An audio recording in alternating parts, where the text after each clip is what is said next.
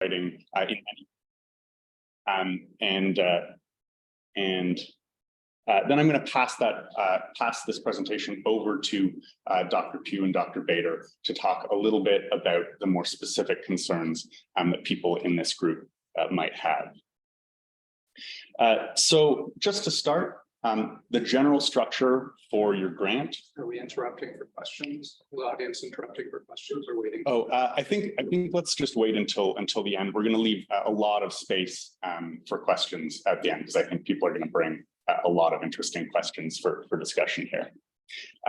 Our general structure, and while this is going to vary from grant to grant, I think this is the place that we all start from: our introduction, background, research plan, our team and expertise, and our budget. Our introduction is where we need to grab people's attention. Reviewers are working through a lot of grants, and so you really only have one chance at that first impression, defining your problem statement right out of the gate and outlining the big picture and where your project sits into it. Don't worry about getting into the granular aspects this early on.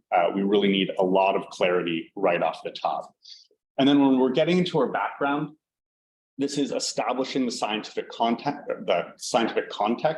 If you're a PhD student, you might be inclined to want to write a 20-page lit review on everything that you know, but this information needs to be actionable. This is the information that you are directly building off of to build your case about why your research is important. And specifically, you're outlining what the knowledge or technology gap is in the field that your proposal is specifically going to fill. When you get to your research plan, typically you're breaking these into 3 goal-oriented aims. Your aims need to be related but independent. They still need to stand on their own.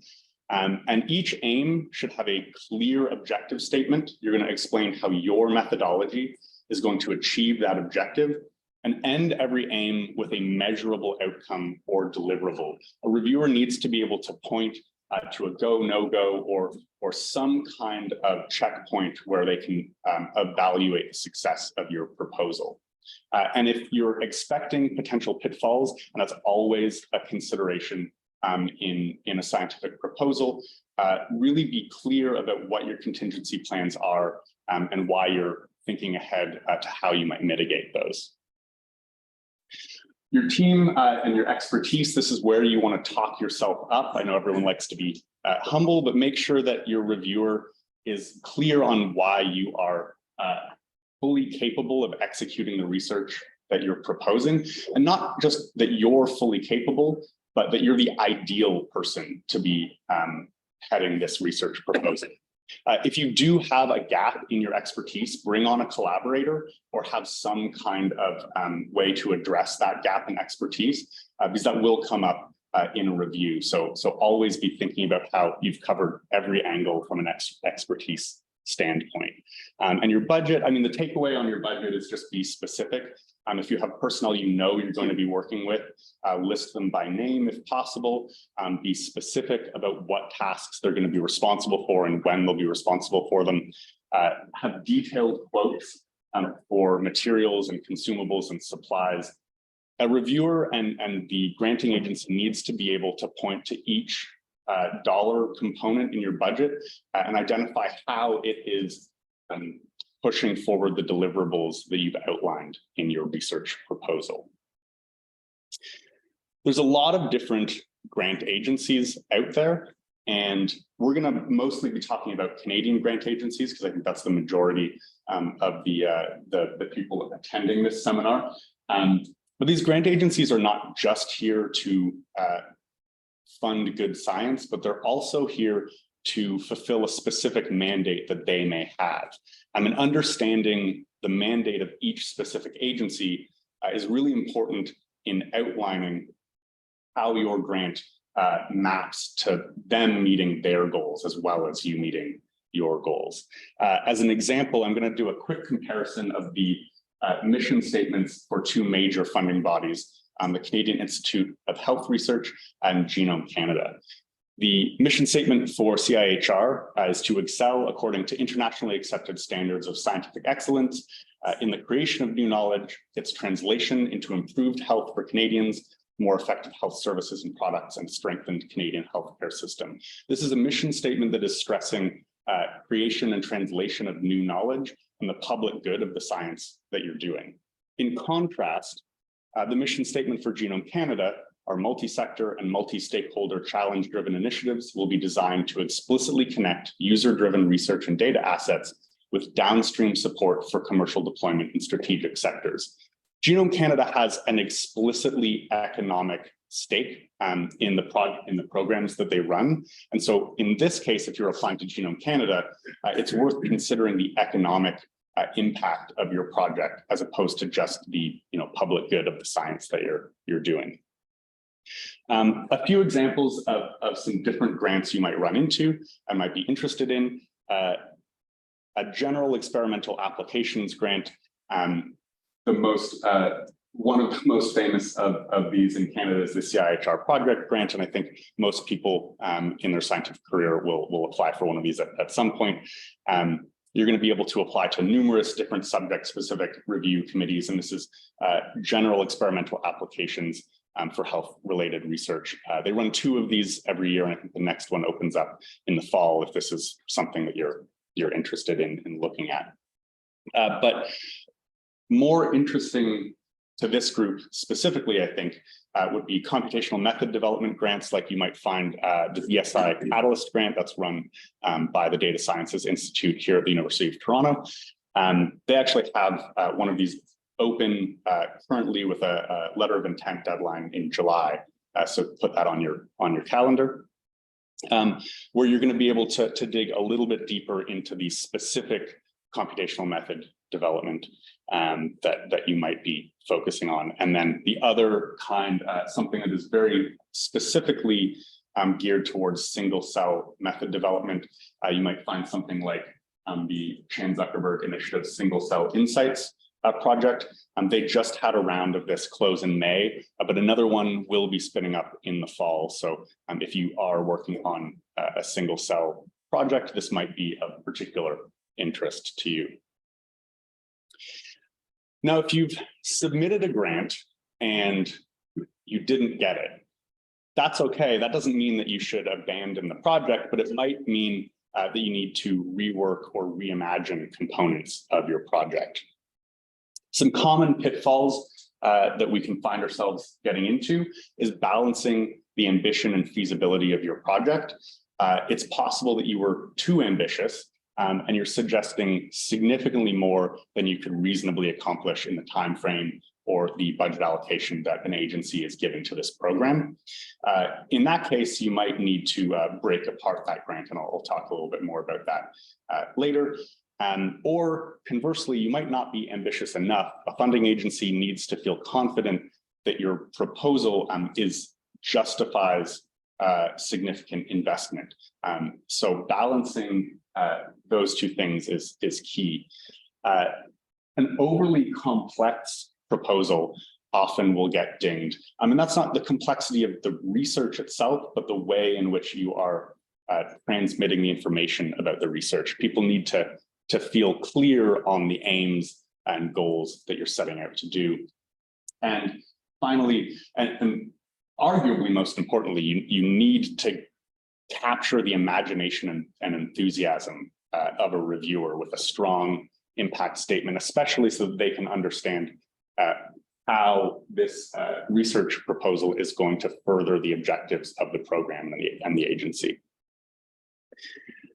If you just missed, you got really, really close to the cutoff line, you may be able to make some minor changes, add a collaborator if the reviewers suggested that you may have a gap in expertise, or better stress your impact statement and resubmit. If you're further away from actually achieving funding, you might need to do some more significant reimagination of your project.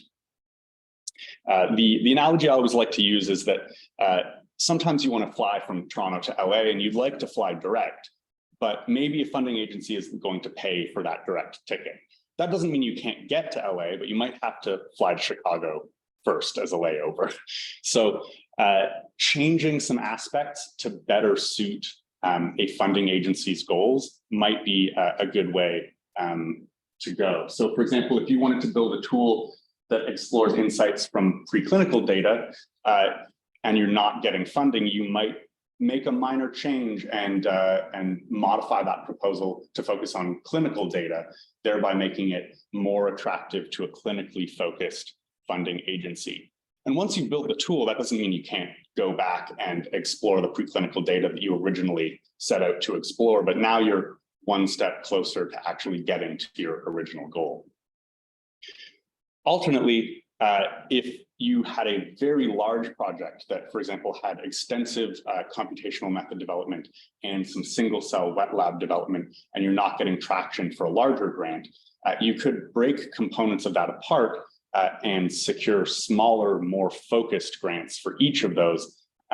This is particularly useful if you need for more preliminary data. Break your grant apart and get it sort of piece by piece funded. That might give you the leverage you need to then get that larger grant you're interested in. Finally, thinking about reviewers, if you're not familiar with the review process, generally reviewers will discuss a grant for about 15 to 20 minutes. Anyone with a conflict of interest obviously would not be involved in that. Reviewers would give an initial score and take turns providing a summary and critique. Then the review panel is going to have an open discussion, and a scientific officer will summarize that discussion for the applicant. They'll decide on a final consensus score, and then typically at the end, you'll discuss budget and any kind of final flagged concerns. And so when you're thinking about how to make your grant reviewer friendly, it's worth thinking about the reviewers themselves. These are people, they're humans, they're busy and they're distracted and they're working through a lot of grants. So you want to make your grant as easy to fund as possible. Putting up additional hurdles for them is never a good way to endear yourself to a reviewer. Reviewers are going to like, as we've stated before, a clear problem statement and an exciting impact statement right off the top. And something that is easy to read.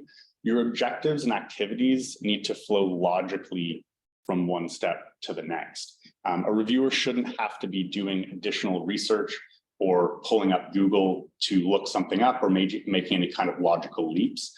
That's just an additional burden on them, and it means it's unlikely that you'll get funded. As well as your timeline and approaches and budget, obviously all need to be realistic. At the end of reading through your paper, a reviewer should be able to really quickly identify what is the problem, why is it important, how are you going to, or sorry, what's the goal of your proposal, how you're going to achieve that goal, and what is the deliverables. And usually if you're starting off a grant, it might be worth writing out quick answers to each of those so that as you're getting into the minutia, you're not losing focus of what the story of the grant is. Each of these questions should be really, really clear at all stages through the grant. And additionally, again, reviewers are not expected to do extra research to support their review, so give them everything that they're going to need to answer these questions. And finally, our responses: be courteous and be brief. Reviewers are generally nice people. Quote the specific comment and indicate your response so that they don't have to go looking through your grant application to figure out what it is that you're talking about. And think about what an ideal review might say and include that kind of language in your introduction proposal text. That makes it a lot easier for the reviewer to give you a good review. So that's sort of a quick run through of some general best practices when writing a grant. But that's not necessarily specific to single cell and spatial considerations. To get into some of the more interesting granular details, I'm going to pass this over to Dr. Trevor Pugh. Great, thanks a lot, Paul. That was actually an amazing overview. Are there any questions for the sort of the layout and the upfront comment from Paul? Yeah. I was thinking that the goals, usually you have three aims in proposal. It seems to be standalone, but at the same time, when you write in RUN, so you have lower goal in mind, something, let's say, in order to go there, you need different steps, and each of these steps need to be successful. So, although you might have 3 standalone aims, this might need to be related, right? Because the one would be the stepping stone to go to the next one.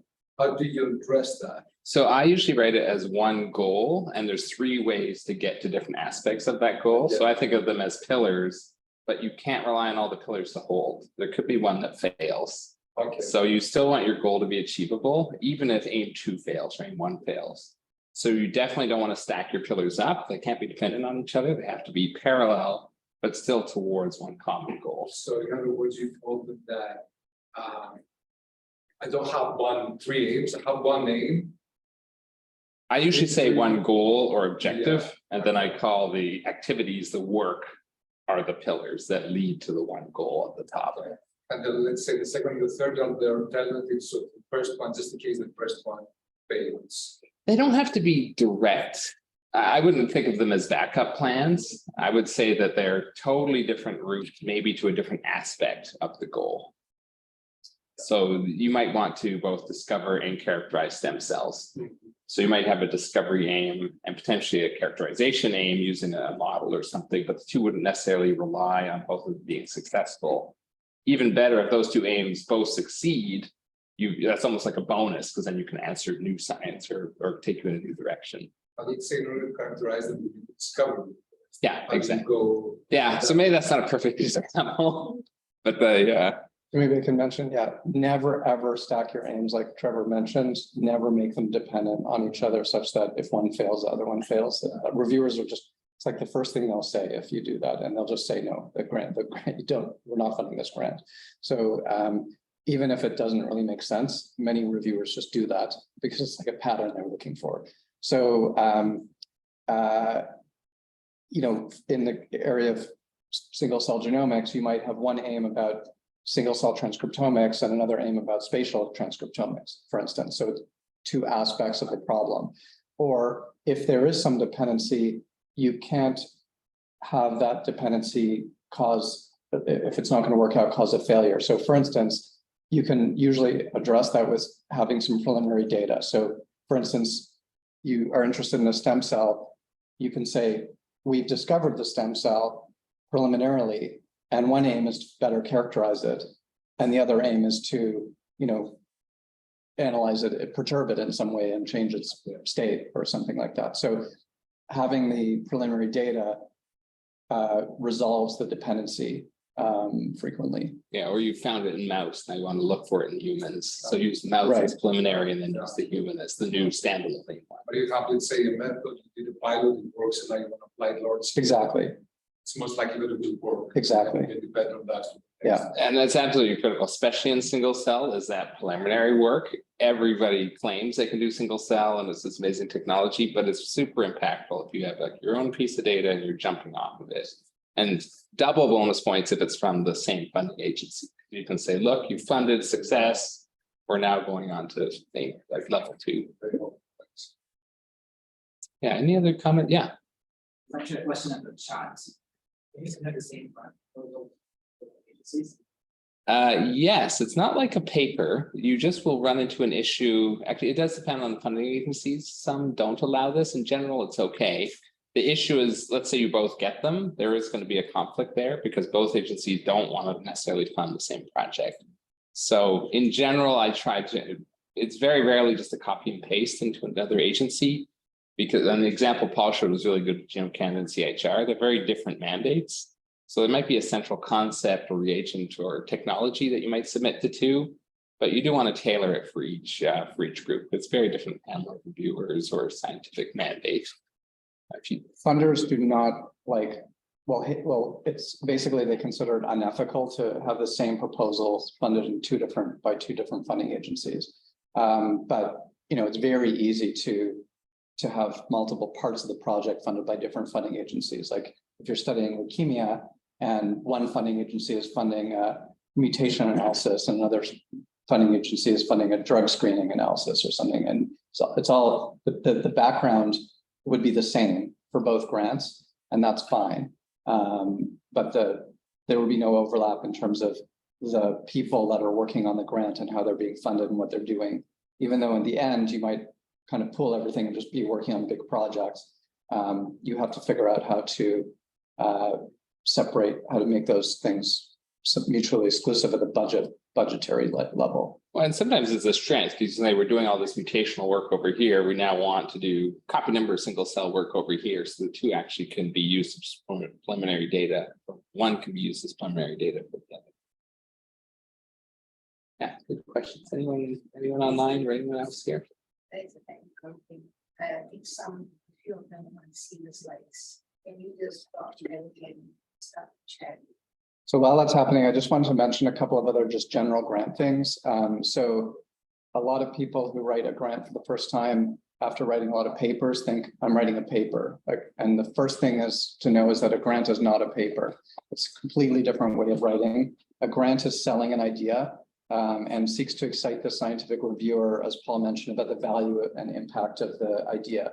So things like the timeline and the budget that you put in are just ideas. So they don't need to, it's nice to have a carefully considered sketch of that information, but it's not a promise to complete a proposed work plan if you get funded. So you should not have a very detailed workflow of, it costs this many cents to do this and that. That's just too much information. And it's interfering with the concept that you're trying to present, which is, if I have a budget, I need these people, I need these things. And those things are going to come together and they cost roughly this, right? So the costing, it just is kind of verifying that you're not going to, the whole idea is reasonable. You don't need to spend $1 million and you only have a budget of $100,000. So you need to convince the reviewer that that's not a problem. So you have to put some values down in the budget, but the actual costs don't really matter too much. Is really the idea. Like someone could look at the budget and say, oh, this is reasonable. I see the parts, I see how they fit together, and I see that they're not going to overrun the budget and it's feasible. Most grants work like that. When you actually get the grant, actually for most funding agencies, you can just do whatever you want. It should be relatively close to what you've proposed in the same topic area. Although some grants, they say it's just operating for your lab, right? Most people would work on the project that they're asking for, but the project could change quite a bit. Like a new technology might come out and totally change the way that you think. And the granting agency wants you to update yourself. They don't want you to follow the old technology that you proposed in your grant. They want you to be on the leading edge and solving the problem. So it's really, they prefer that you solve the problem that you specified, not focus on how you are going to do it that you proposed a year or two ago in your grant. So many grants work like that. Some grants are contracts and they require you to follow exactly what you said you're going to do. But that's not that common, although Genome Canada has grants like that. Yeah. Just maybe a couple of other tips. Always get someone else to read your grant before you submit it, because communication is the most important part. And if they can't understand the message, then it's just going to fail. And that the message is clear and exciting. And Paul mentioned that you can resubmit the grant. It's also good perspective that the vast majority of grants don't get funded the first time around. Like funding rates are not ever more than 50%, right? Yeah. It's always like in the 5 to 20% range or something like that, which means most grants are not getting funded at each round. But as long as the funding agency supports multiple rounds, you can keep on going back and improve your grant based on that. I think on that topic, the reviewers are usually pulling for you. So really read their comments carefully because they'll give you the key, like what they were looking for to move you up into the fundable range. So really take those reviews to heart because they spend a lot of time writing those reviews. It's not just like a pull down menu of stock text. They've really thought about it. Yeah.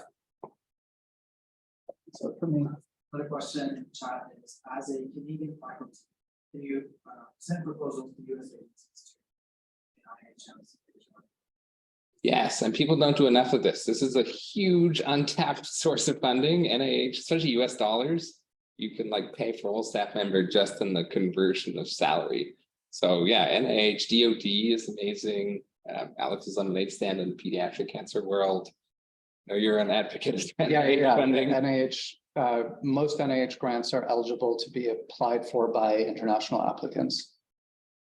And there's a lot of advantages for, there's another set of recommendations for dealing with that. If anyone's interested, when we have time, we can specifically talk about NIH funding and how to do that in Canadian context.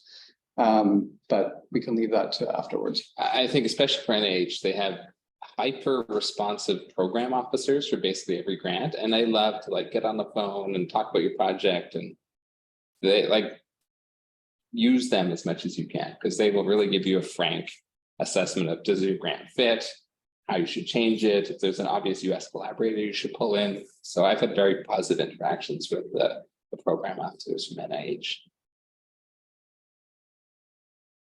Okay, so maybe we'll just dive into some specifics, at least things that Gary and I are kind of thinking about when you write a grant specifically using single cell technologies. So I put in here really just some figures and examples of either the types of figures that I like to put in, at least when I write a grant, but also survey some of the many technologies and some of the issues that at least I see when I review single cell grants. The main one is like, why did you choose what you are proposing? So a lot of grants will put technology first and the science question second. You want to flip that. You want to have, here's this question and here's why the technology that I've chosen is so important. So this is a really great review by Stuart Satija, really showing all the many ways that you can measure different parts of the cell. And on the left-hand side, these types of projects sort of fall into three buckets. Lineage, which is sort of relationship amongst cells. But relationship of what? Is it transcriptional relationship? Is it physical relationship? Is it developmental? Cell state. So this is really where a lot of the original single cell work has been, just grinding up a tissue and seeing what's there. What are the cells doing? What are the cells? How do they change over time? And trajectory. So there's a lot of bioinformatics tools and a lot of technical methods to measure different types of cell biology, but also looking at especially how cells are related along a time axis as well. So this is a really great review to sort of think about not just the laboratory aspects, but also the computational tools that are useful for very specific applications. And beware of taking a tool that's been developed in one domain, like cell development, and applying it in a new one like cancer, for example. So there's a lot of commonalities between development and cancer, but you really want to show that preliminary data that taking a tool from one domain actually does lift over into another one. Certainly in the cancer field, bioinformatics tools that are sort of built for normal cells don't always take into account aneuploidy or multiple copies of a genome, somatic mutations. So sometimes there's assumptions in one tool that don't always lift over into another tool. So you want to acknowledge this when you're writing your grant, and ideally show preliminary data that, now look, monocle works really well at cancer trajectories as well as developmental trajectories. And that will really capture the imagination of your reviewers, because you'll show that you are thinking one domain and cross-pollinating that into another. So which technology and why? And the why is super important. That has to go back to your scientific question. And once you've found it, how will you validate it? You can make these beautiful trajectories, but single cell alone, especially as a new technology, is going to need a secondary orthogonal validation, either functional, sometimes technical, but usually more biological validation is really important. And you want to have that validation plan, if not completely locked down, at least acknowledge the need for validation and have potentially multiple strategies to validate what you find from a single technology.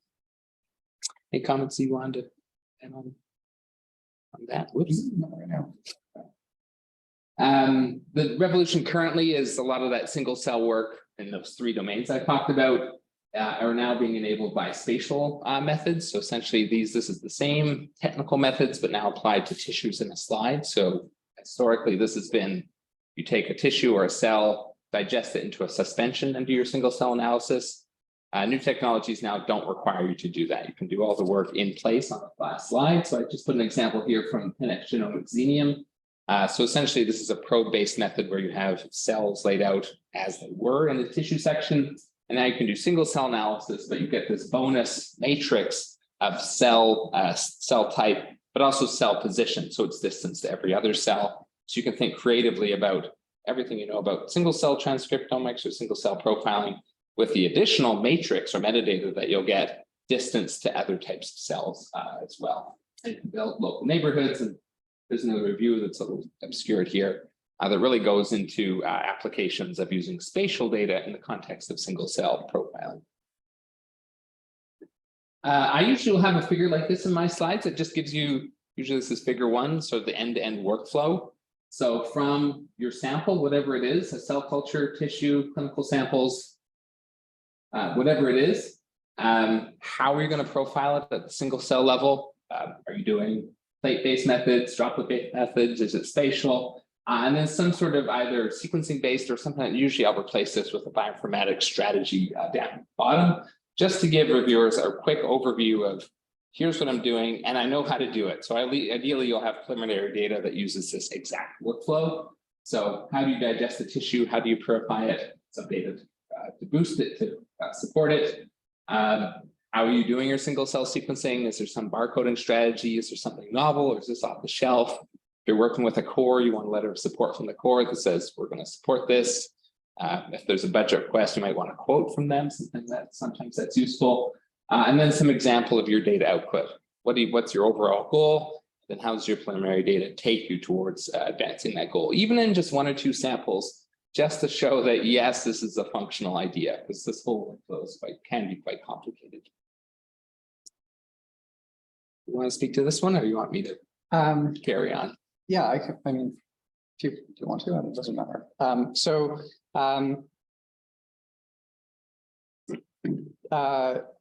I guess there's different ways that different types of grants that you can consider in the single cell genomics. Pretty common one is probably the most common one is people have a system that they're trying to understand, and they desire to measure the heterogeneity of that system, and single cell technologies are useful for that, and they'll discover new cell types and states. In something like that, it's very important to have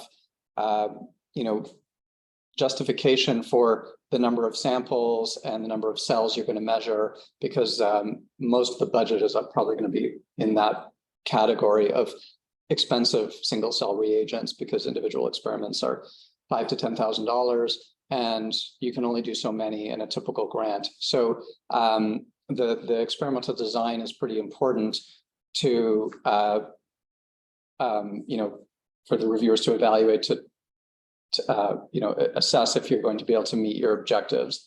So there are a number of things that can complicate your analysis in that type of grant.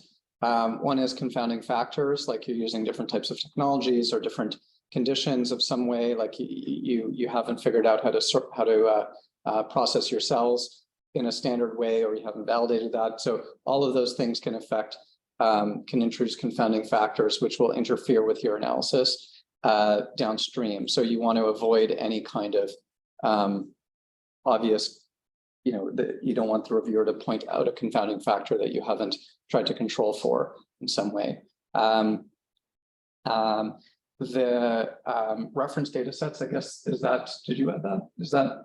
Yeah. Yeah, that's the idea. That's one of us. So that's the idea that is your data going to exist in isolation, or are there other data sets that you're going to be able to bring in to complement your data as well? So if you're looking for a rare brain cancer cell population, their brain tumor data that you're able to bring in to further build up both the power of your analysis, but also to better identify rare cell populations. So do those exist? And if they do, tell the reviewers, because they might not know about other data sets you're going to pull into your work. Yeah, and then there is some ways of doing power calculations that you can introduce to say, I've actually calculated how many cells I will need to measure to likely get access to certain cell populations that I'm interested in, depending on how rare we expect them to be, based on some assumptions, but at least it's a power calculation that you can include, that the reviewer can understand that you've thought about the experimental design as much as you can without actually having done it. Another point of so I talked about the kind of grant where you're really interested in a biological question and you're using single cell data. if there are other data sets that exist, public data sets that are related, it's best to incorporate them because it sort of could help you reduce your costs. You might not need to do as many single cell experiments. If you do, you'll have to justify the difference between, the published big kidney study and what you're going to do. That you might have to really convince someone that the published study had too much inflammation in it, and you're really interested in things that have got the least amount of inflammation. And so you have to collect your data in a different way, and it's a unique way because we have special access to samples. So that's another pretty important thing to highlight is if you have unique access to some kind of samples that is different from what other people have, that can be a big plus in your grant. Well, and on that point, it's a very common reviewer comment, like Cancer Genome Atlas or some large consortium has already done this, and they sort of dismiss your proposal out of hand. So it's really important to get ahead of that and say, I know this data set is there, I'm going to use it, and here's why my project is different or in addition or complementary to that existing very large data set. Don't leave it unmentioned, because then it's kind of up to the reviewer to dream this up in their mind, especially if it's a large resource that everybody might know about. Yeah, an interesting kind of tip that you could sometimes use with things like that, where the reviewer is probably going to be looking for a particular type of criticism, is you address the criticism and write it in your grant explicitly in a way that the reviewer could actually copy that text and put it in their own review. And you're basically, it's thinking like that is forcing you to think about what they're thinking and actually write it for them, so it's very, very clear to them. So I mentioned the kind of grant where you're trying to solve a biological problem. Another type of single cell genomics grant that's popular or prevalent is is trying to build an atlas, usually for an area of biology that nobody has collected any single cell data for. And for those, if you're trying to make a reference, you need much more. You need to convince reviewers that you're really very knowledgeable about how to make the data as best it can be. So you've really optimized all of your protocols. You have to have collected data and shown that it's good. You're really good with cell annotation, and it's not just going to be another data set that's out there. It's going to be a reference, and reviewers can frequently criticize you if you use the word atlas or reference, because a lot of people will, the quality of that is implicit. And a lot of reviewers will think, a true reference is like a textbook knowledge that's going to be used for decades. It has to be perfect. And if you haven't convinced them that it's perfect, then you're not making a reference. So if you're not going to do that, you shouldn't use the word reference. Probably you should use the word, we're collecting data and we have some goal, but it's not to make the textbook knowledge for this whole area for everyone in the world. I think related to that, both atlases and your regular work, most granting agencies do want a data management or data sharing plan. So having something very tangible, even if we're going to put all our data into this public repository, saying that right up front is very important, especially if you're going to encounter bioinformatics-minded reviewer that might be interested in making use of your data in the future. So having some information around, we're going to release our code as open source, our data is going to go to an existing atlas or European Genome Phenome Archive or somewhere, put that in writing, because that's an important commitment to disseminating both your results, but also the raw data. And that's a great point, because it's also actually now increasingly required by the funding agencies that you have a data management plan, which they frequently just call DMP or something like that. So a lot of people don't know how to write those plans. A lot of universities are now starting to help researchers, like U of T, University of Toronto is helping researchers write those plans, because if you don't know how to write them, there's a particular style and you need to know a bunch of fairly simple but important concepts related to data management, like FAIR principles, findable, accessible, interoperable, and reusable. That's like a standard type of concept relating to reproducible science and sharing data. There's a bunch of little things like that. As Trevor mentioned, just even identifying the repositories, the public repositories, and the license that the data is going to have. It's going to be open access or it's freely available or protected. And we can talk about maybe some of the aspects of working with protected health information, like patient samples and how to deal with that. If people are interested, and how to, normally you don't have to spend too much time thinking about that in the grant. You just need to be aware of it, and it needs to be clear that you're not naive and you don't know it doesn't come across that you don't know what you're doing in terms of data handling, ethical and proper data handling, and responsible data handling. So both the grants that I mentioned, whether you're trying to, make a map for the first time or try to more focus on a biological problem where heterogeneity is important, the bioinformatics pipeline is important to make sure that the reviewers understand that you're capable of doing that. And there's different ways to show this. One way is to go through that pipeline and show the results. Actually having done the pipeline on data. Another way is collaborating with a computational biologist. If you're in wet lab, if you're an experimental biologist, there's different models. So you can have a collaboration, or if you're running a wet lab, some people have computational biologists in their lab, and they'll specify, that we have the expertise available for both the wet lab and the computational side. And it should be clear on both sides that, we have that the team has expertise in all the parts of the project. Frequently grants can say, I have, this great wet lab thing, and then it's clear that they don't have a good bioinformatics plan, or vice versa. People can apply bioinformatics side with really good bioinformatics, but then the wet lab plan has holes in it if you show a wet lab person.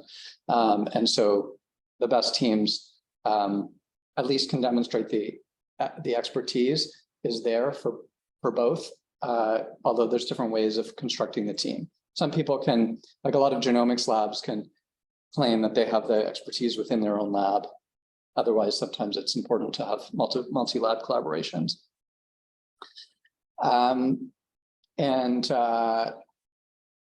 I don't know what else we have. Yeah, so I talked about two types of grants. There are other types of grants typically. So another type of grant is technology development grant. So one technology development grant type is genomics technology development. Another one is computational technology development. And those are very different types of grants. So I'd say there's at least maybe four types of grants in single cell, genomics. The ones that I mentioned, solving a problem that heterogeneity is important, or spatial, heterogeneity is important in answering or addressing, creating a map, and then genomics technology development and computational technology development. If I were to add a fifth, it would be platform grants. So some of you, especially new PIs, would apply for Canadian Foundation for Innovation, and that's getting equipment, putting that usually either into a core or some sort of service as well. And that's funded a lot of the equipment that we at least offer through the genomics work. It's a smart grid. So you mentioned the 4 different kinds of grants, and there can be grant opportunities that cover each one of those, or a more general grant like a CIHR project grant. Do you recommend one of those kinds of grants versus another, like a biology one, even if you do computational tool development, or vice versa? Are you able to do the tool development as the main thing and say how you will address the biology within the methods? Should it all be focused in one style of grant? So my answer, which I'll mention. So, the key thing is that the reviewers are making the decision, and the reviewers have a particular composition and expertise type of expertise types. So depending on where your grant's submitted, we'll have different audiences. So if you send your grant where all the reviewers are biologists, who are working on cancer, you basically have to write a cancer grant for them. Otherwise, like if you send them a computational grant or a genomics grant, they won't know how to really assess it, and they won't get excited about it. They have to be excited, right? So it has to propose a solution to a problem that they think is important, or you can convince them that it's important. And the further away that is from their expertise, the more work is required to bridge that gap. So CHR has a genomics panel where computational grants go, and one of the problems with CHR is that there isn't a computational panel. So there's no place really for computational grants to go and be judged by a team of computational reviewers who are all computational reviewers. So instead it goes to this mixed panel, which has some computational reviewers and some genomics reviewers and the wet lab. And if you need to, like, generally the best types of grants will make every reviewer on the panel excited. Your grant will only be reviewed by a subset of 2 or 3 individuals on a bigger panel that might have 10 or individuals on it. But you don't know which individuals are going to get the grant. Probably will be someone that's closer to your area of interest, but you can't guarantee that. And frequently it isn't, just because of problems matching reviewers to grants. Even if you know who's on the panel, which, you know, some granting agencies publish this information, you can't, and there's someone that you know is like exactly doing your type of work, they might get the grant, but then there's 2 other people that get the grant also that review the grant that have not really, they're not very knowledgeable about the topic area. So all 3 of those people, to be really have your best chance of getting the grant funded, need to be what, you know, basically after they read it, they're energized and excited, right? So for that reason, it's kind of a tough, you know, needle to thread to kind of please everybody. But, you know, that's why I normally recommend that you have, like for computational grants that are going to CHR, there is some wet lab aim, so that you don't get criticized for something like, well, you're just making a bunch of predictions, what's going to happen to them, which is sort of maybe a typical wet lab view versus computational view, which would be like, this is a great method. It's really innovating in, you know, making a 3D, using 3D information or time series information or some important data science innovation that the web lab people might not care about. Well, and for CHR specifically, I've never put in a pure methods grant. If I really don't want to do methods development, I usually house it as like the 3rd aim. So I really build it around biology first and have 2 maybe less developmental aims as using existing technology, but I usually have an aim 3 that says there's still an outstanding problem that has no solution, and then build technology development as a sub aim.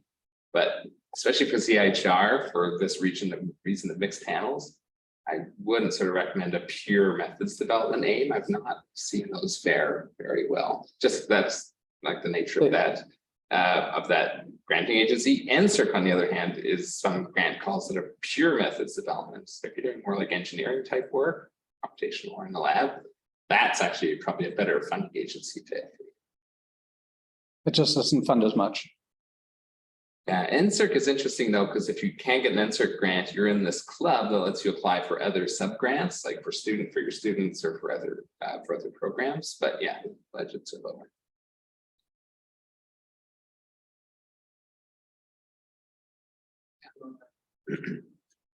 There's another question on the chat.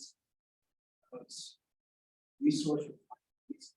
So is there a website that posts histories? That's a Paul question. He's amazing at finding every grant in the world. I don't know what your strategy is. I think at one point there was a website that existed and it was a completely volunteer driven thing that's kind of fallen off. I mostly just have a big list of funding agencies that I pop into frequently to see, but I would really recommend a lot of these granting agencies will let you sign up to their mailing list, which is absolutely worth doing if they're running grants that you might be interested in, but they're not running now, and you just want to be notified when that grant is going to show up. Again, they'll usually send out some kind of announcement or pre-announcement. So yeah, would recommend if you find agencies that do cater to your research, make sure you're on their mailing list so that you don't miss something. Actually, just so we're on that topic, there is a brand new or rebooted funding agency called the Digital Research Alliance of Canada, DRAC. They're just getting started. They have a big funding mandate from the federal government, and they're really focused on computational methods and infrastructure. They haven't run like their big funding program yet, but it's supposed to be sometime this year. So if you're going to sign up for a mailing list, that's a really good one. It used to be called Compute Canada, and there's a few other groups that have all been enrolled into this new rebranded organization. There is a big database of grants that the institution maintains access to that has thousands and thousands of, funding agencies that has thousands of funding agencies. Last time I looked at it, it had like 16,000 funding agencies. Almost all of them are specialized foundations for a disease that's caused by an individual gene or something like that. And if you're studying diseases, usually there's a funding industry for that disease, like the Lymphoma Society or, the Pediatric Cancer Society, or lots and lots and lots of different ones like that. But there are far fewer big funding agencies. And if you just ask someone in the field, they'll tell you the top 10 right away. And that's sort of the fastest way of knowing it. We mentioned some of them here, but, in Canada, CHR and NSERC are the big ones. CFI is good for equipment. Genome Canada occasionally has funding for more genomics related grants. And that's it for the kind of government funding agencies. Then there's the Canadian Cancer Society, Brain Canada, and a whole bunch of Terry Fox Research Institute. There's a whole bunch of foundation funding agencies. And then there's international funding agencies like that might fund internationally, like CZI, the Human Frontiers of Science, which funds interdisciplinary grants. I forgot one Canadian one that we mentioned is NFRF, the New Frontiers. But funding agency, that's more for higher risk projects. That was kind of a new grant a couple of years ago in Canada, but they have like 3 or 4 levels of grants ranging from $100,000 to $24 million. Yeah, I think there's probably a lot of other, Those are the big ones. yeah, those are probably the big ones. NIH, DOD, that Trevor mentioned. CRUK is another good source. I guess I was kind of wondering if I'm starting out with a brand new idea. There's always the CIHR like project grant format, and it's like feels quite formulaic. How much wiggle room is there with the different agencies to kind of, maybe something you're proposing to fully exploratory, so you usually just have one aim. Do you do much of that, or are you like, no, I'm gonna make it clear and what the reviewers would expect? It depends on the agency. You're writing for another scientist, and they're going to get it. If they see 2 aims, they're not going to be like, oh, missed aim 3, you're out. So yeah, you're writing for a peer or a colleague. When I'm reviewing, I'm not looking at the template like, oh, they didn't follow the template. I don't care whatsoever as a scientist, scientific reviewer. But some of the funding agencies do have an administrative layer between you and the reviewers, and you have to get through that. So it really depends who you're writing for. CIHR is pretty freeform. I think they just say here's 10 pages, do what you want, and I'll put up a recommended structure. But for CIHR, it's however you want to communicate your work. It's fine. Yeah, so the Canada doesn't really have a good way of funding smaller projects like that. The US has something called a planning grant that's specifically for smaller grants that would then become bigger ones, that would go for a major operating grant like an NHR01. So Canada, the CHR just has one type of grant, just operating grant. I mean, there's a bunch of other types of grants they have, but almost all of it is these operating grants. And that is only for a really well-developed proposal where you have a lot of preliminary data. That's the best time to apply for one of those grants is when you have a publication about to be published or close to being published or just published. And you can just put that whole publication in as your preliminary data and then have all the follow-up stuff proposed. And so if you're planning to have a CHR grant as a new investigator, for instance, then ideally that kind of comes from your postdoc paper or something like that. That's going to, like one of your postdoc papers or something that's going to lead into that. Otherwise, you have to develop that with startup funds or internal other grants that you can get, which there's a lot of different ones. There's a lot of internal funding. New investigators usually get funding for a few years to run their lab, so they can use that time to develop those preliminary data and then go for a CHR grant. But the new frontiers grants, they are for high-risk projects that are interdisciplinary. So if you have like a wild idea and it's like, not fundable by typical mechanisms, you can frequently, ideally, you can convince them that, you don't need any preliminary data. It's just a really cool idea and you can get funded that way. I did want to put in a quick plug at the end. If you are looking, we do have a new museum that we've just installed across the street. So this is part of this new funding we just got from Brain Canada, called the Brain Single Cell Initiative. So if you're looking for preliminary data, cores like ours and many others are there to like help you. And usually there's money to do little pilot experiments as well.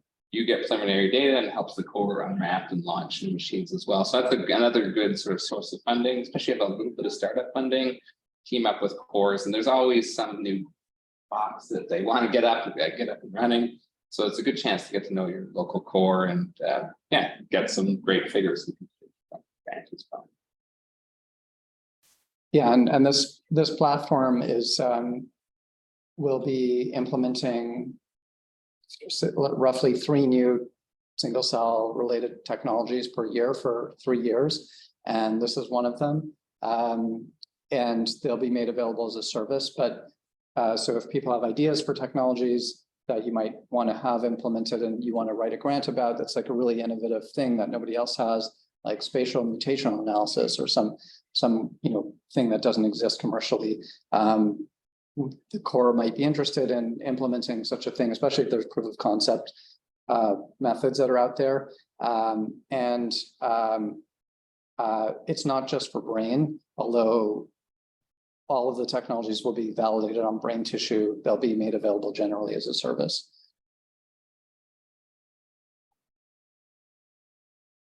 And if you want to write to any of us, there's our email addresses. Did I get your email right, Paul? Yeah. Okay, and then that's the website from the Showman Center as well. Is there anything left in the chat as well?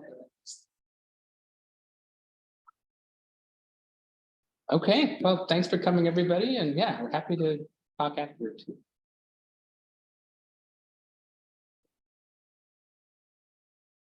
You have to go. Okay. I have to go. Gary and I Paul are can going to stick be around, here for yeah. a while to continue.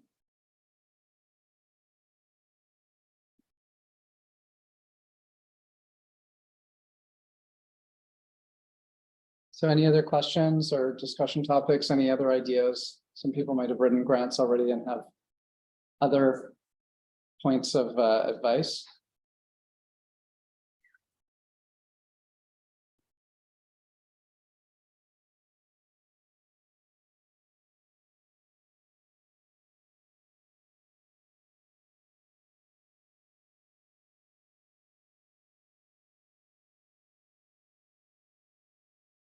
How long does it take you to write your grant?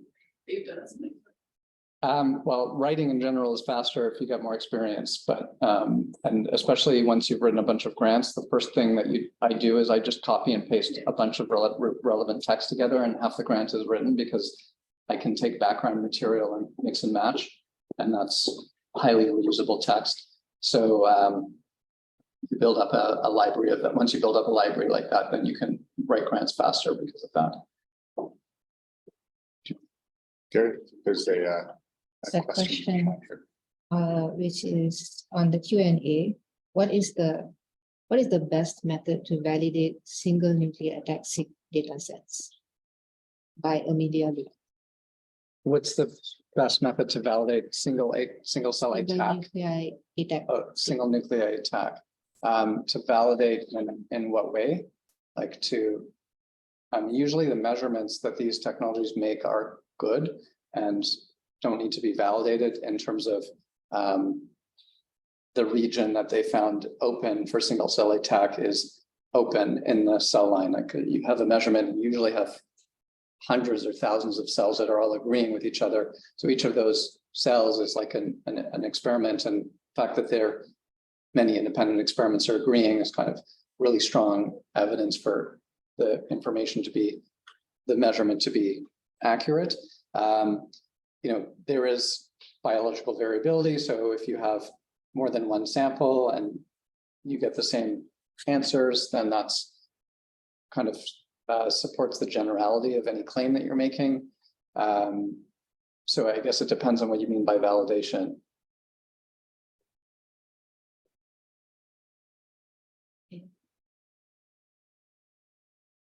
Amelia, does that answer your question? If not, feel free to unmute to ask or to just type in more questions. Hi, thank you so much for answering the question. I was wondering, when we wrote grants for CHR, we have a plan for validation. And one of the reviewer asked us how you plan to validate single nuclei attack-seq, since we wrote a detailed plan to validate transcriptomics, so single nuclei RNA with Xenium. And actually, we are running a sample next month with Troy. And I was wondering how to best answer this question, because our answer can be doing ChIP-seq and so on, but it's adding sequencing to sequencing. So it's not transcriptomics and after spatial transcriptomics, for example. So I was thinking how to better package this future validation plan for grant. What was the validation? To actually, what validation did you have for the single cell transcriptomics? so for single cell transcript, so basically for RNA-seq, we did spatial, and for spatial, we are now using Xenium, but before we use RNA-scope to validate that the transcript that were abundant before and after damage were actually showing by dots with RNA-scope. Since each dot is a transcript. But for ATAC-seq, now that we are doing multi-omic, it's very difficult to have a plan for validation. So I was wondering if someone, even in the audience, has any suggestion or have done such validation kind of, or facing with reviewer a CHR panel that ask for this kind of validation.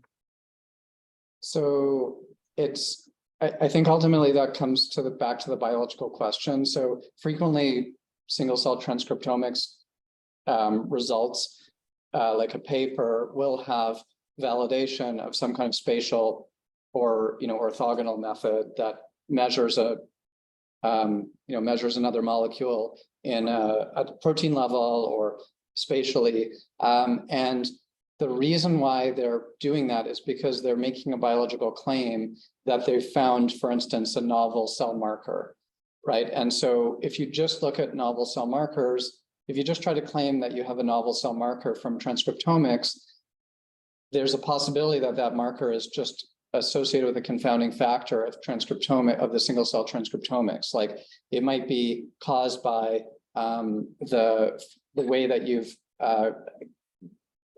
isolated the cells out of the original sample that's caused some kind of change in the way that the cells work. And now that marker is actually not a biologically relevant marker. So people want to see that marker visible for the same types of cells in situ in a tissue. Or they might say, well, it's mRNA is there, but it's not functional as a protein or something like that. So you can say, well, I'm addressing that with a protein level measurement or something. So it depends on what the biological claim is. Like we're discovering a new marker or we're discovering a new cell type or cell state. People want to know that it's relevant in vivo.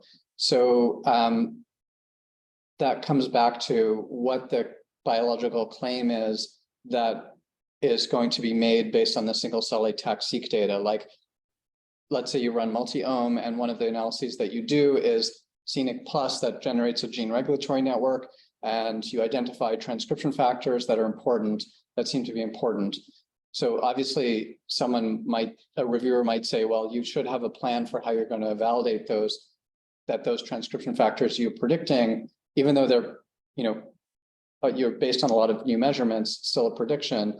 Are those relevant in vivo? What happens if and you might do the typical things that people do with those types of things, like overexpress and underexpress a transcription factor and see how it changes its, some gene regulatory program that you have some information about from the measurement.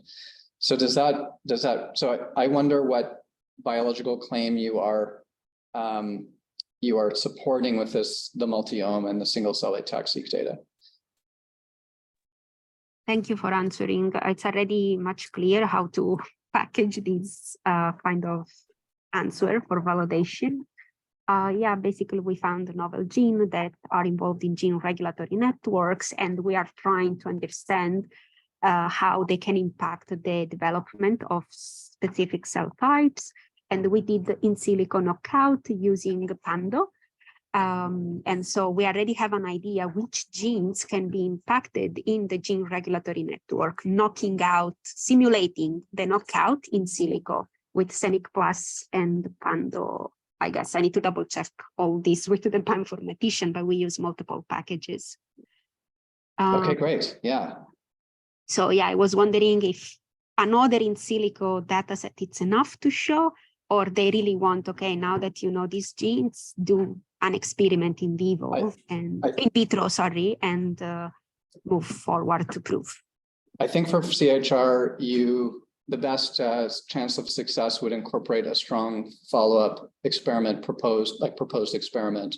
Like we normally do things like we're going to have a bunch of genomics data and a bunch of computational methods that are going to make predictions about drug targets or something. And then we say, well, we're going to test 10 of those drug targets with drugs that we identify in a in situ tissue sample, or in some kind of model that we think is going to be relevant in some way. And it doesn't really matter how good that, well, I mean, the model needs to be good. We're not going to be writing a whole grant about, like, if we find a drug for liver cancer, we could write a whole grant just kind of, understanding the mechanisms and the value of it in different ways with all sorts of different models.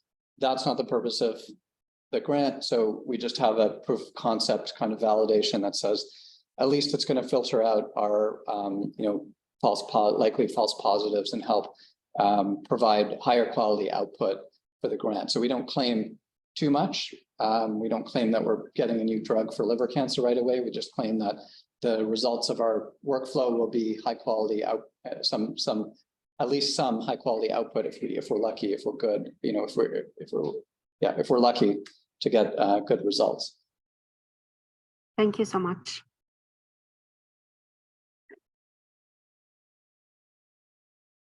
Any other questions?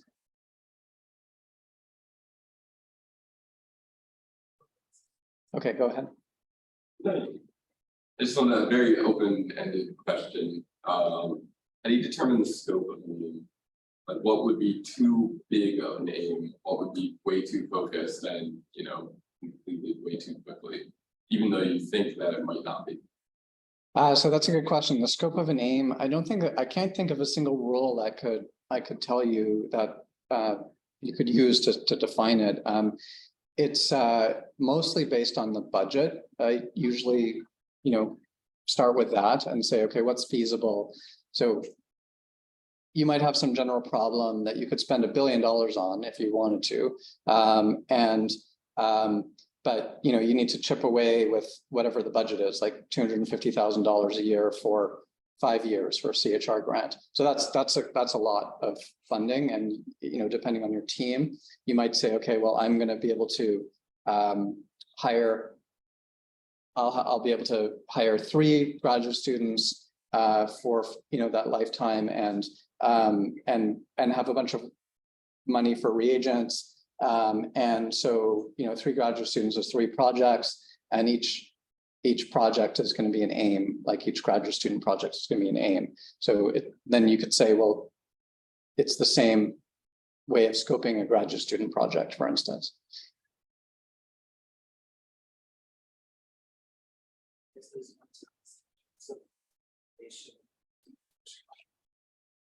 Is it also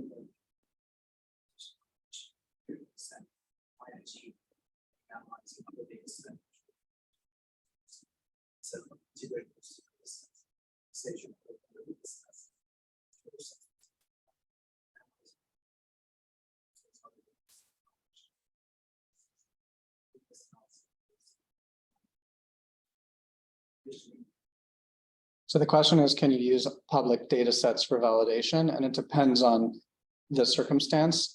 Frequently for computational method development, so ultimately the validation has to be independent, right? So whatever that means in your context, that's the key thing. For computational methods, the running it on multiple data sets doesn't really validate, but it helps you support a claim of generality, like my method is generally useful across these data sets.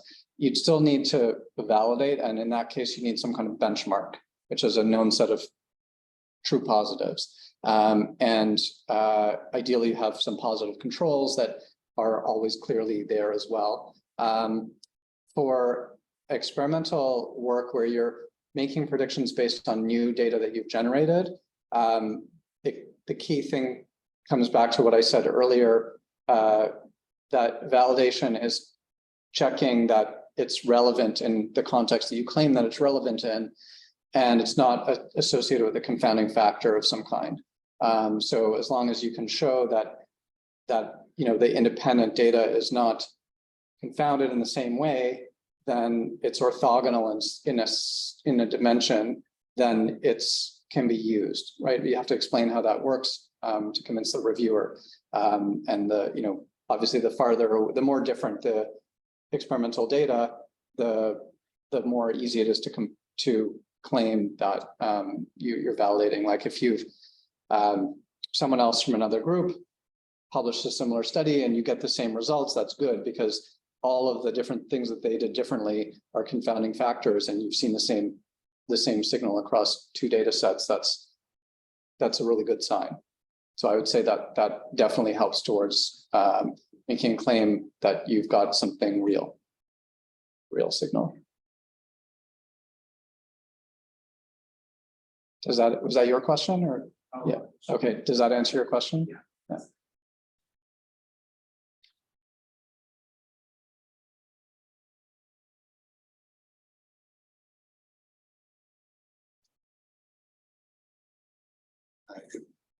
Any other questions? Any other questions?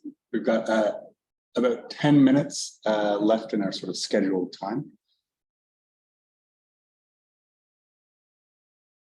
If there are no more questions, we could end early, and I guess there'll be opportunities to ask in Slack. I guess that's probably the preferred channel on the Panoramics workspace. If other questions come up.